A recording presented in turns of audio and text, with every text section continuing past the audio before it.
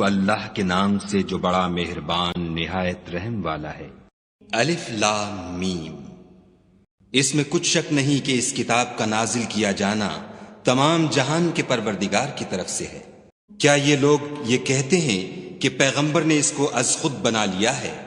نہیں، بلکہ وہ تمہارے پروردگار کی طرف سے برحق ہے، تاکہ تم ان لوگوں کو ہدایت کرو جن کے پاس تم سے پہلے کوئی ہدایت کرنے والا نہیں آیا، تاکہ یہ رستے پر چلے۔ خدا ہی تو ہے جس نے آسمانوں اور زمین کو اور جو چیزیں ان دونوں میں ہیں سب کو 6 دن میں پیدا کیا، پھر عرش پر قائم ہوا۔ اس کے سوا تمہارا نہ کوئی دوست ہے اور نہ سفارش کرنے والا۔ کیا تم نصیحت نہیں پکڑتے؟ وہی آسمان سے زمین تک کے ہر کام کا انتظام کرتا ہے، پھر وہ ایک روز جس کی مقدار تمہارے شمار کے مطابق 1000 برس ہوگی اس کی طرف صعود اور رجوع کرے گا۔ یہی تو پوشیدہ اور ظاہر کا جاننے والا اور غالب اور رحم والا خدا ہے، جس نے ہر چیز کو بہت اچھی طرح بنایا، یعنی اس کو پیدا کیا، اور انسان کی پیدائش کو مٹی سے شروع کیا، پھر اس کی نسل خلاصے سے یعنی حقیر پانی سے پیدا کی، پھر اس کو درست کیا، پھر اس میں اپنی طرف سے روح پھونکی، اور تمہارے کان اور آنکھیں اور دل بنائے، مگر تم بہت کم شکر کرتے ہو۔ اور کہنے لگے کہ جب ہم زمین میں ملیا میٹ ہو جائیں گے تو کیا از سر نو پیدا ہوں گے؟ حقیقت یہ ہے کہ یہ لوگ اپنے پروردگار کے سامنے جانے ہی کے قائل نہیں۔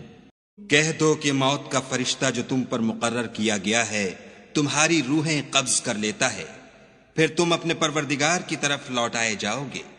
اور تم تعجب کرو جب دیکھو کہ گناہ گار اپنے پروردگار کے سامنے سر جھکائے ہوں گے اور کہیں گے کہ اے ہمارے پروردگار، ہم نے دیکھ لیا اور سن لیا، تو ہم کو دنیا میں واپس بھیج دے کہ نیک عمل کریں، بے شک ہم یقین کرنے والے ہیں۔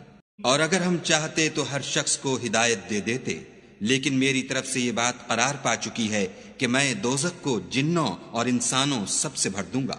سو اب آگ کے مزے چکھو، اس لیے کہ تم نے اس دن کے آنے کو بھلا رکھا تھا۔ آج ہم بھی تمہیں بھلا دیں گے، اور جو کام تم کرتے تھے ان کی سزا میں ہمیشہ کے عذاب کے مزے چکھتے رہو۔ ہماری آیتوں پر تو وہی لوگ ایمان لاتے ہیں کہ جب ان کو ان سے نصیحت کی جاتی ہے تو سجدے میں گر پڑتے اور اپنے پروردگار کی تعریف کے ساتھ تسبیح کرتے ہیں اور غرور نہیں کرتے۔ ان کے پہلو بچھونوں سے الگ رہتے ہیں، اور وہ اپنے پروردگار کو خوف اور امید سے پکارتے، اور جو مال ہم نے ان کو دیا ہے اس میں سے خرچ کرتے ہیں۔ کوئی متنفس نہیں جانتا کہ ان کے لیے کیسی آنکھوں کی ٹھنڈک چھپا کر رکھی گئی ہے۔ یہ ان اعمال کا صلہ ہے جو وہ کرتے تھے۔ بھلا جو مومن ہو وہ اس شخص کی طرح ہو سکتا ہے جو نافرمان ہو؟ دونوں برابر نہیں ہو سکتے۔ جو لوگ ایمان لائے اور نیک عمل کرتے رہے ان کے رہنے کے لیے باغ ہیں، یہ مہمانی ان کاموں کی جزا ہے جو وہ کرتے تھے۔ اور جنہوں نے نافرمانی کی ان کے رہنے کے لیے دوزخ ہے، جب چاہیں گے کہ اس میں سے نکل جائیں تو اس میں لوٹا دیے جائیں گے، اور ان سے کہا جائے گا کہ جس دوزخ کے عذاب کو تم جھوٹ سمجھتے تھے اس کے مزے چکھو۔ اور ہم ان کو قیامت کے بڑے عذاب کے سوا عذاب دنیا کا بھی مزہ چکھائیں گے، شاید ہماری طرف لوٹائیں۔ اور اس شخص سے بڑھ کر ظالم کون جس کو اس کے پروردگار کی آیتوں سے نصیحت کی جائے تو وہ ان سے منہ پھیر لے۔ ہم گناہ گاروں سے ضرور بدلہ لینے والے ہیں۔ اور ہم نے موسیٰ کو کتاب دی تو تم ان کے ملنے سے شک میں نہ ہونا، اور ہم نے اس کتاب کو یا موسیٰ کو بنی اسرائیل کے لیے ذریعہ ہدایت بنایا، اور ان میں سے ہم نے پیشوا بنائے تھے جو ہمارے حکم سے ہدایت کیا کرتے تھے جب وہ صبر کرتے تھے اور وہ ہماری آیتوں پر یقین رکھتے تھے۔